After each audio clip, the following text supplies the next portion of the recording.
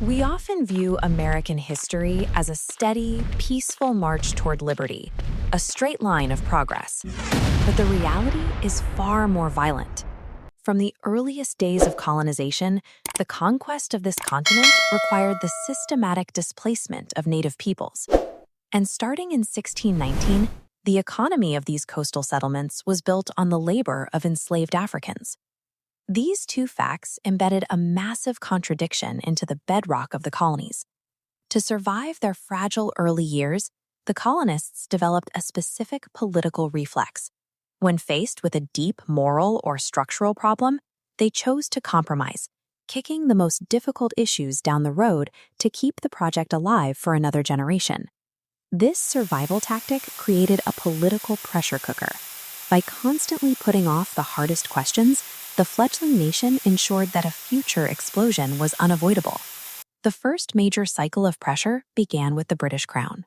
When Parliament levied taxes on the colonies without granting them representation, the economic strain turned into armed rebellion. In 1776, the colonists set a specific ideological standard for their new republic. They put it in writing, declaring that all men are created equal and are endowed with rights to life and liberty. But governing was another matter. The initial Articles of Confederation created a central government so weak it couldn't mediate trade disputes or pay its own veterans.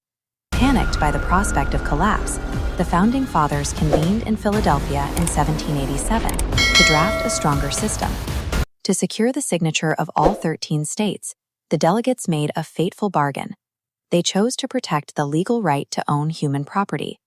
Banning slavery would have caused the Southern states to abandon the Union entirely, so they left the institution intact.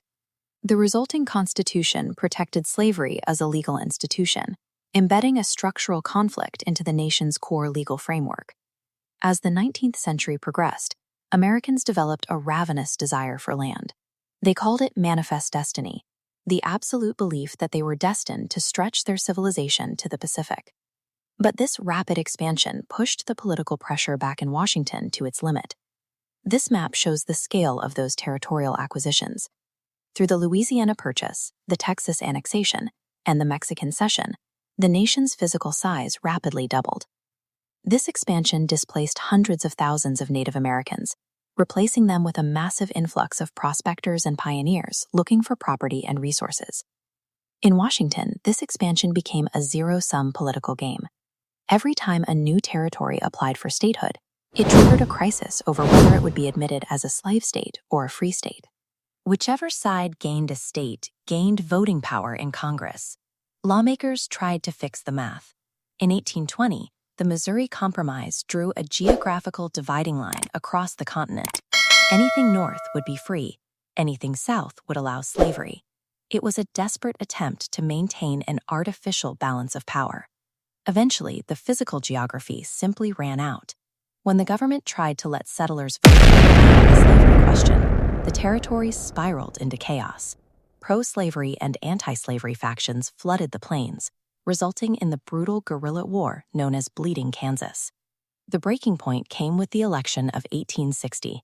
Abraham Lincoln's victory terrified Southern lawmakers.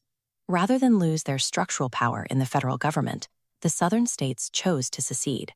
Decades of delayed action finally erupted into the American Civil War. The politicians had run out of compromises, leaving the armies to settle the question of slavery on the battlefield. The conflict quickly ground down into severe material reality. The Union unleashed vast artillery crews and industrialized military might to wage total war against the Southern economy. Campaigns like General Sherman's March to the Sea laid waste to Southern infrastructure. Entire cities were destroyed, leaving a landscape of burned brick and discarded iron. By the time Lee surrendered at Appomattox, 600,000 American lives had been lost. That blood was the accumulated debt paid for 80 years of avoiding the nation's foundational contradiction. The Union's victory forced a permanent constitutional resolution. In a span of 5 years, the nation passed the 13th, 14th, and 15th Amendments, abolishing slavery, defining citizenship, and guaranteeing the right to vote regardless of race. This era, known as Reconstruction, saw a brief period of success. Protected by federal troops, Black Americans were integrated into the Southern political system, holding local, state, and federal offices for the first time. But the habit of political bargaining returned. To settle a bitterly contested presidential election in 1877, Northern Republicans struck a deal. They kept the White House, and in exchange, the federal government agreed to withdraw troops from the South, ending Reconstruction. The consequences were immediate. Without federal protection, white supremacist organizations seized control, instituting a century of Jim Crow laws that effectively replaced the institution of slavery with systemic legal and economic oppression. The trade-offs made to maintain political stability in 1787 and 1877 define this era. In both cases, the immediate survival of the Union was purchased by delaying a resolution on civil rights, a debt that would be paid through war and generations of systemic struggle.